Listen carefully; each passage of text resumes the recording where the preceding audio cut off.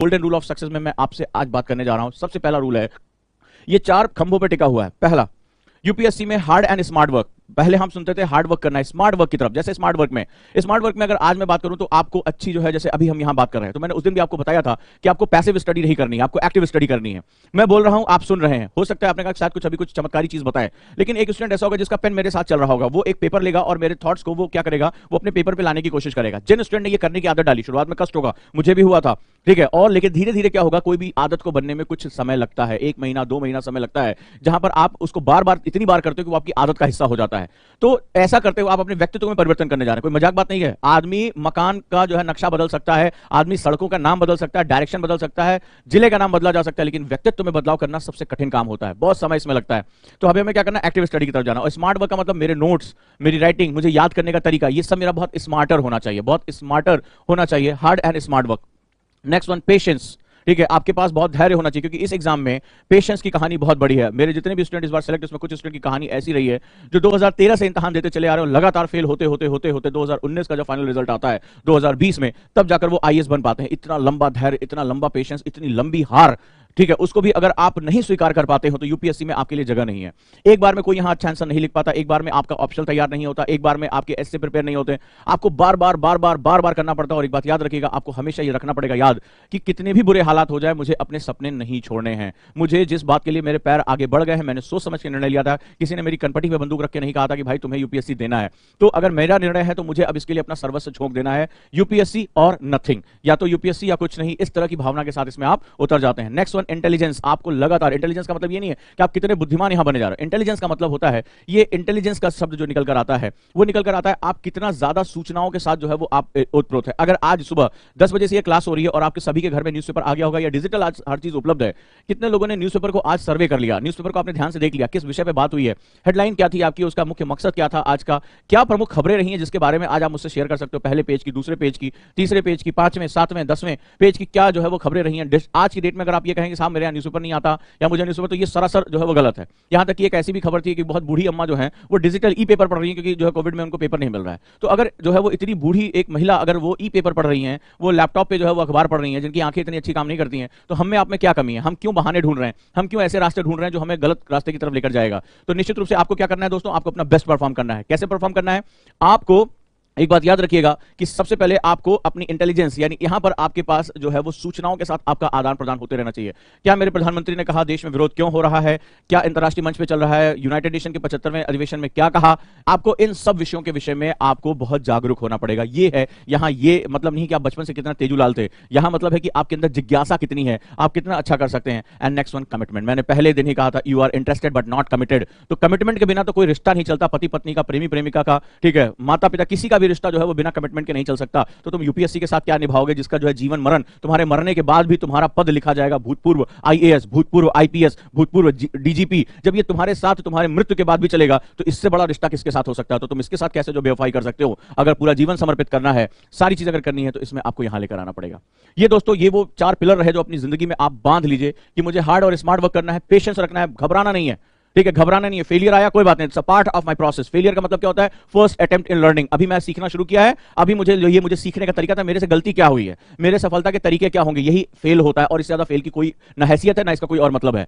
दूसरा, patience, intelligence. मुझे सूचनाओं के साथ हमेशा जो है वो त्वरित रूप से क्या चल रहा है, ऐसा नहीं होगा कि मैं आईएएस जब बन जाऊंगा तब मैं देखूंगा देश में क्या चल रहा है, नहीं, ये सबसे बड़ी गलती हो जाती है। और चौथा, कमिटमेंट। हर क्षण जब तुम्हें नींद आए, मुंह पे पानी मारने की तुम्हारी हैसियत है कि नहीं है, जाड़ा आएगा, रजाई के अंदर जरा सी गर्माहट आई, अरे यार कल सुबह उठ के पढ़ लेंगे, बट नहीं, तुम्हारे अंदर इतनी हिम्मत होनी चाहिए, कमिटमेंट होनी चाहिए कि तुम्हें ये करना है तो करना। और देखो कितना सही बात है, किसी को अगर किसी से मिलना है तो पता चला कि भाई जो है, एक ने कहा कि भाई रात में आइसक्रीम खाने का बड़ा मन कर रहा है, पता क्या चला कि भाई आप जो है वो इधर उधर रात में कुत्तों से भी बचते हुए और ठंड से बचते हुए आप पहुंच जाते हैं उसके पास। तो अगर वहां कमिटमेंट शो कर रहे हो, तो अपनी जिंदगी में जिसके साथ पूरी जिंदगी बितानी, उसके साथ कमिटमेंट क्यों नहीं शो कर रहे हो? कमिटमेंट शो करो ना उसके साथ, उसके प्रति अपना समर्पण रखो। अब मैं आगे बात करता हूं। और इस समय दुनिया में 2 बहुत बड़े लीडिंग हैबिट एक्सपर्ट हैं, ठीक है, चार्ल्स डुहिक, जिनकी पावर ऑफ हैबिट एक बुक आती है, और एटॉमिक हैबिट, ठीक है। ये 2 ऐसी किताबें हैं जो आज के समय में आपकी आदतों पर बहुत ज्यादा काम करती हैं।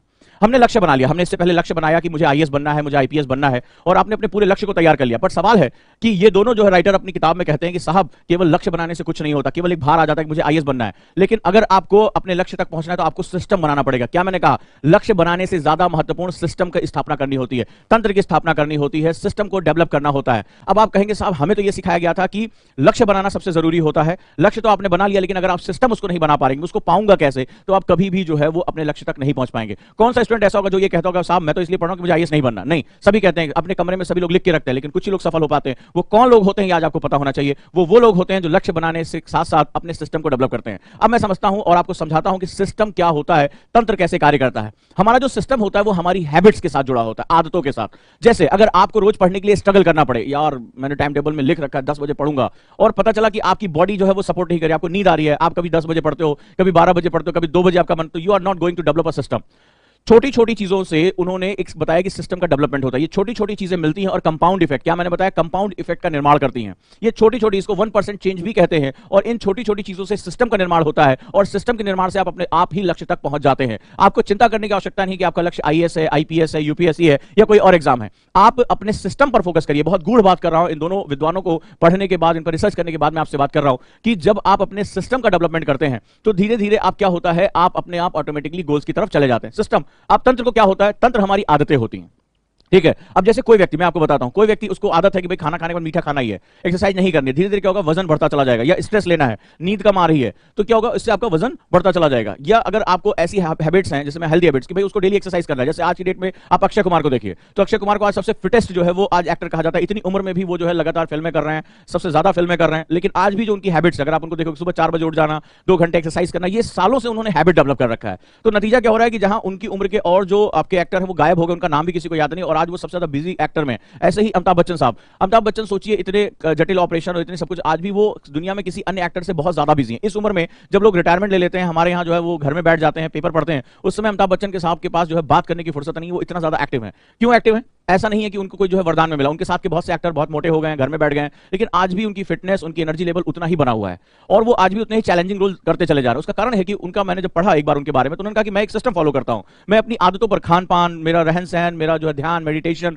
और मुझे काम करने का जो मेरा मोटिवेशन है, वो सब एक सिस्टम के अंदर चलता है, और इसकी वजह से आज इतना बेहतरीन करियर जो है वो उनके सामने है। तो निश्चित रूप से आप बहुत उत्सुक होंगे ये जानने के लिए सिस्टम क्या होता है, राइट? चलिए, तो हम लोग अब यहां बात करेंगे हैबिट्स के बारे में। अब 2 तरह की हैबिट्स होती हैं, याद रखिएगा, 2 तरह की हमारी आदतें होती हैं, बहुत महत्वपूर्ण है। एक हमारे जो पर्सनल जीवन को प्रभावित करती है, और दूसरा हमारी जो प्रोफेशनल हैबिट्स होती है। पर्सनल मतलब मैं अपने आप को कैसे डील करता हूं, मैं अपने आप को कैसे देखता हूं, और मैं आपको वो चीजें बता रहा हूं जो आपको अन्य मंच पे नहीं मिलेगा। आपको बताया जाता होगा एनसीईआरटी नई वाली पढ़नी, पुरानी वाली पढ़नी है, इतने घंटे पढ़ना है, लेकिन सवाल है कि जब तक आपका प्रोग्रामिंग नहीं होगा, तब तक आप कभी भी जो है वो आप अपने सिस्टम को डेवलप नहीं कर पाओगे। तो 2 तरह का सिस्टम होता है, और आप लोगों ने जो है वो 4 AM मिरेकल के बारे में आप लोगों को सुना, अर्ली मॉर्निंग मिरेकल जो है एलरॉड की बुक, उसमें वो कहते हैं कि आप जितना अपने आप को पर्सनली डेवलप करते चले जाते हो, आपका करियर उतना ही तेजी से डेवलप करता चला जाता है। ये बहुत सिंपल सा फंडा है।